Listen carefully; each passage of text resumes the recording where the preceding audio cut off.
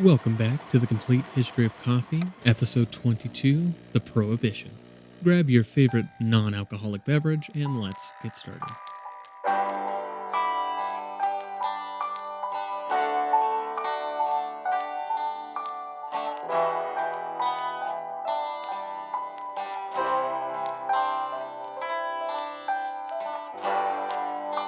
I want to start off the episode today by making a little announcement.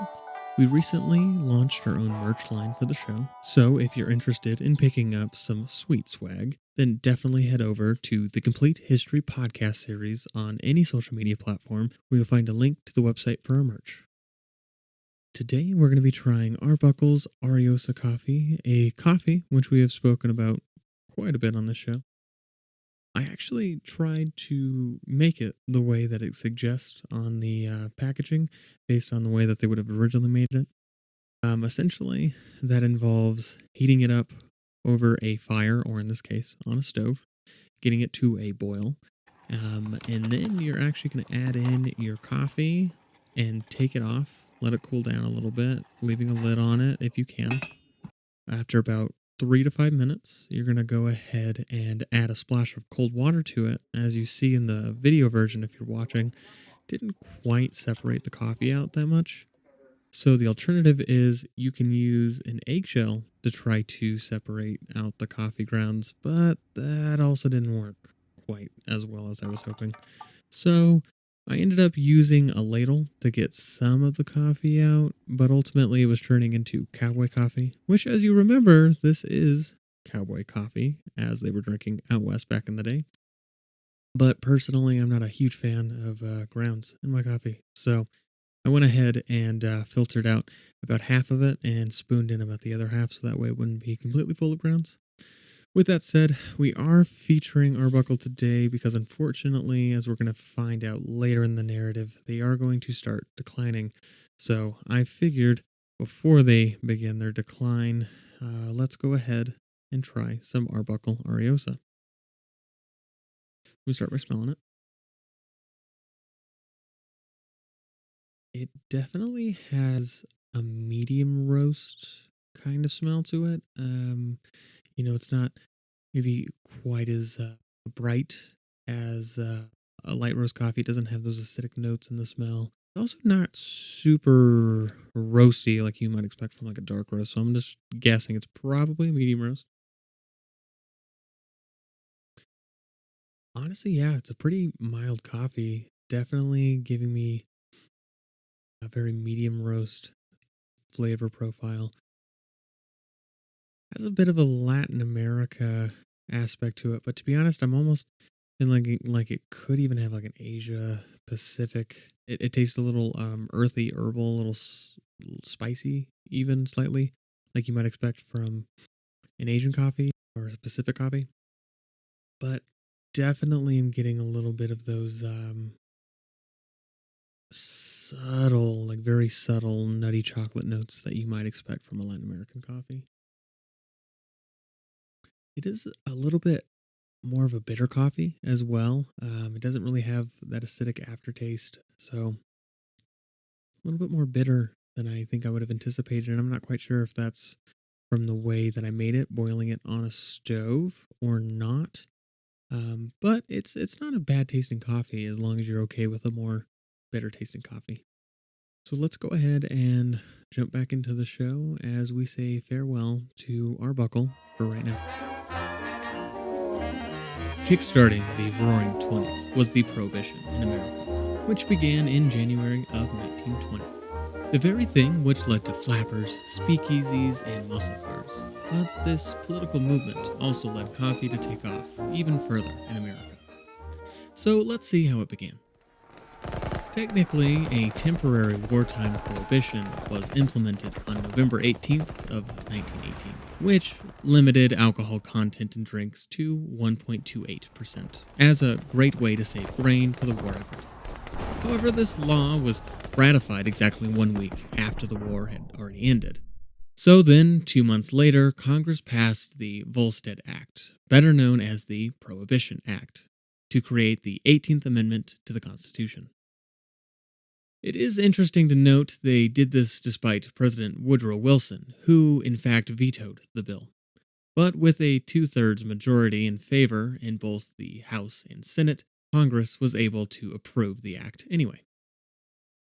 With drinks now limited to only 0.5% alcohol content, this meant people needed a new drink. Technically, beer was still sold, but only small beer, which is similar to children's beer as we mentioned in our History of Beer episode. Wine, too, was consumed at churches for use in the Eucharist, which I imagine led many to begin attending church more as a result. But this dry spell opened the way for coffee and tea to take over the former place of beer, wine, and cocktails in American society. At least that's what people in the coffee industry believed would happen. It was in fact a slow transition which took place over the span of the 1920s. But coffee consumption did nonetheless grow. Coffee with lunch became more popular. Factories began offering free coffee to workers, and coffee became a drink for the road. This was also aided by some 2 million veterans of World War I who had acquired a taste for coffee. Brazil, for its part, paid for coffee ads to be put into newspapers and popular magazines, beginning in 1919.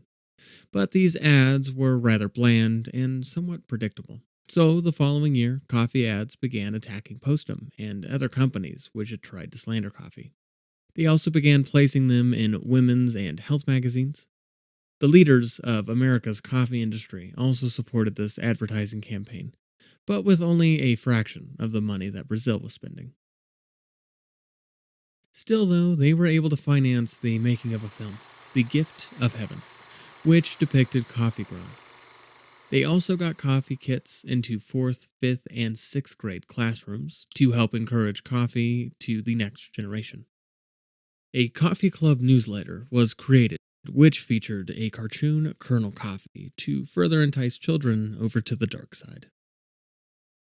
Brazil would eventually complain about flipping most of the bill on the newsletter and not getting mentioned in it, so they did eventually bring Brazil into the newsletter. A further problem was a lack of funding from roasters, who, despite not giving money, were also gaining business from these coffee campaigns. So newspaper ads stopped appearing in states where roasters weren't donating to advertise. At this same time, the National Coffee Roasters Association went as far as hiring MIT professor Samuel Prescott to research coffee's health effects. He concluded, quote, "For the overwhelming majority of adults, coffee is a safe and desirable beverage," end quote. He found it was good for endurance, worked as an antiseptic, and was a diuretic. The last part was generally left out of newspaper ads, but hey, maybe some people wouldn't mind an excuse for more bathroom breaks. Clearly, caffeine wasn't scaring people by 1924 as Postum began declining in sales. No longer were the ads of Charles Post effective against coffee. A new agency was hired to create ads for the company, which merely supported Postum, rather than attempting to tear down coffee. So, with no more bars legally operating and a strong ad campaign, the desire for socialization led coffee establishments to take off. Keep in mind, alcohol was still allowed to be consumed in the comfort of one's home by anyone who had bottles already stored. It was truly then a need for socializing that drove coffee houses to begin opening all over the country. People were now apparently drinking 500 cups of coffee a year on average, with one man in Minnesota drinking 85 cups in just 7 hours in 1927. It is interesting to note cafes began taking off in America around this time as well. Of course, coffee houses had been around since before the American Revolution, but places which sold both food and coffee became more popular during the 20th century. Taverns had, of course, sold coffee and food, but the concept of a cafe was fairly new to many Americans. In France, we began seeing cafes much earlier, but the overall idea of a restaurant was actually pretty recent as well. Many taverns, for example, would serve food, but it was often one choice and only at specific times. So you couldn't simply walk in and order from a menu at any time you'd like. With coffee becoming ever more popular, many restaurants began serving it, and many cafes opened as a result. One example of this was Alice Foote McDougall, the coffeehouse owner we talked about previously, who was openly against the feminist movement. She opened the Little Coffee Shop in busy Grand Central Station in 1919, selling only whole bean coffee. But she later added chairs and tables to give people a place to rest. And after buying a percolator and waffle maker, she took off in sales. She opened a second coffee house in 1922, and with all this extra cash, she finally was able to take a vacation to Europe. While in Italy, she fell in love with their architecture and cafes. This story reminds me very much of Howard Schultz from Starbucks, who went to Italy and returned to America, inspired by their espresso cafe culture. She similarly returned and expanded her coffeehouses to look like an Italian courtyard, or cortile. This name became the new name for the cafe, and it became a beautiful building with cracked walls covered in vines and flowers. She went on to open a total of 6 coffee houses, all with inspirations from different parts of Italy. Her magnum opus was her 5th cafe, the Seville, which opened in 1927 and was a $1 million lease. Quite impressive for someone who was left with 3 children and $38 in the bank when her husband passed away just 20 years before. Let's check in with our major coffee brands. Coffee brands continued to dominate the industry, with over 5,000 brands in existence by the end of the 1930s. But of all these brands, 3 stood out: Atlantic and Pacific, Maxwell House, and Chase and Sanborn. Their great success was due to how sales were being made at this time, namely grocery stores. During World War I, the Great Atlantic and Pacific Tea Company began to expand across the country, and by 1925 it had more locations than any grocery store in the world. The largest selling item was, of course, coffee.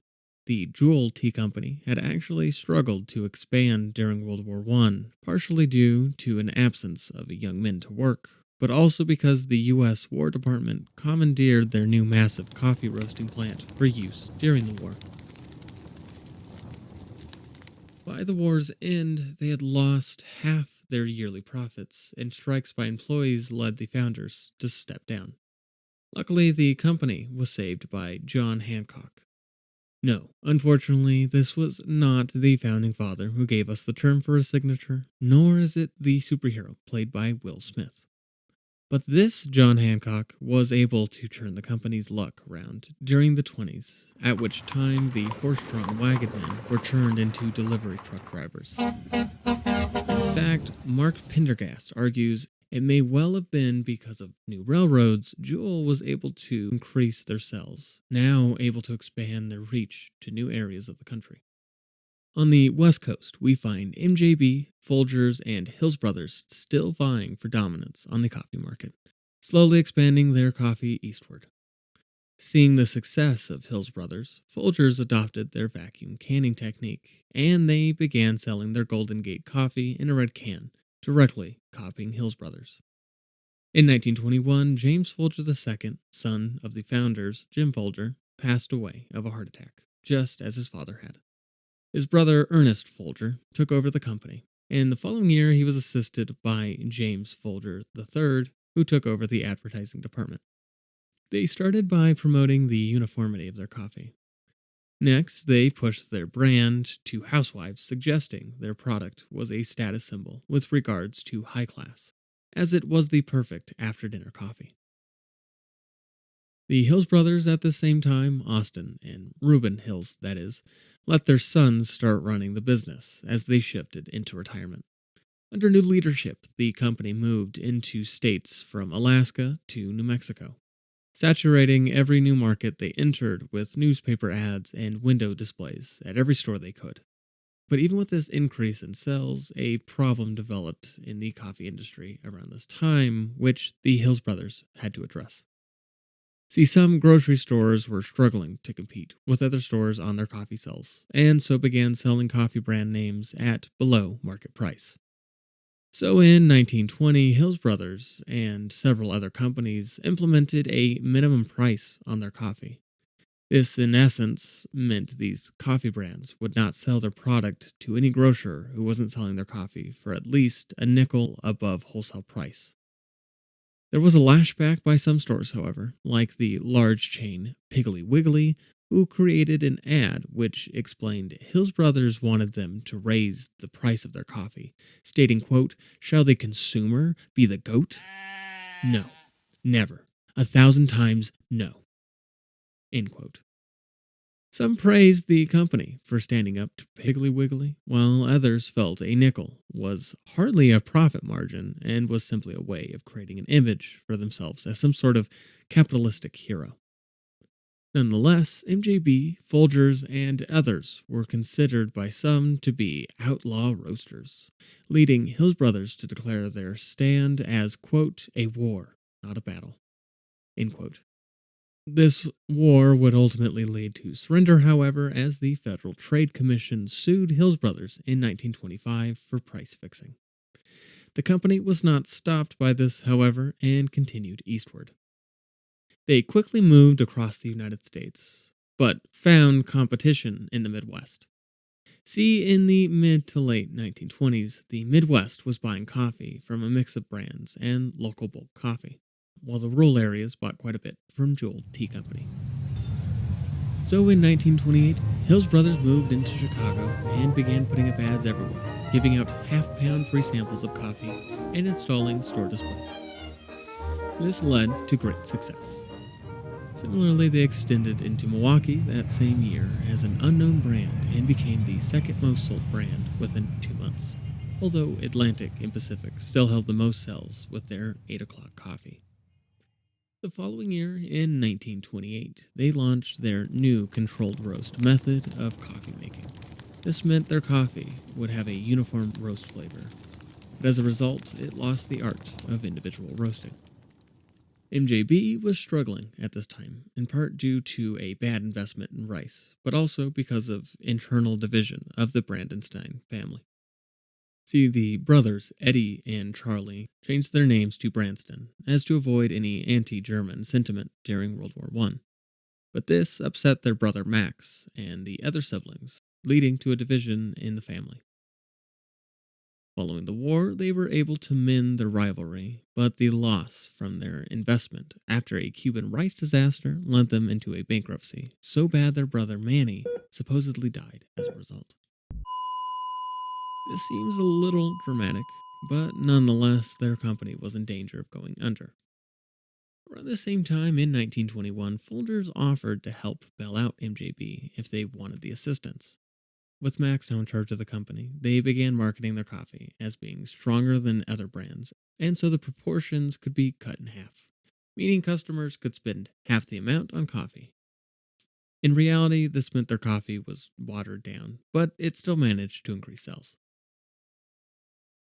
In contrast to the sustained growth or quick recovery seen by Folgers, Hills Brothers, and MJB, Arbuckle saw a dramatic decline. Leading into the 20s, Arbuckle was a giant in the coffee industry, and was large even compared to companies in most other industries. Since Arbuckle's death in 1912, the company had been under the guidance of his nephew, Will Jameson. Under Jameson, the company flourished. So, J. Walter Thompson, the agency hired to market for Arbuckle, wanted to make the brand a national one after their success with Euban Coffee, the coffee brand launched by Jameson. In 1921, however, their plan for national advertising was rejected. It does seem odd Jameson wouldn't have approved an ad campaign of the very coffee he had pushed for just a few years earlier, but the decision may have been his mother's and aunt's, who actually held more stock in the company. As a result, the company began to decline. By 1928, Jameson, as well as his mother and aunt, had all passed away, leaving the company in the incapable hands of Jameson's two daughters, Margaret and Martha Jameson. They both cared little for the company's future, and by the end of the decade, Arbuckle could no longer be found in most grocery stores, and J. Walter Thompson gave up the account in hopes of finding another coffee company to advertise for.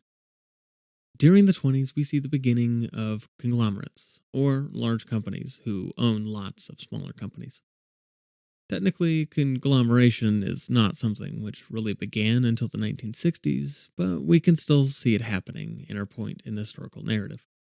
In 1929, Royal Baking Powder Company bought Chase and Sanborn Coffee, and then Flitchman took over the company shortly thereafter.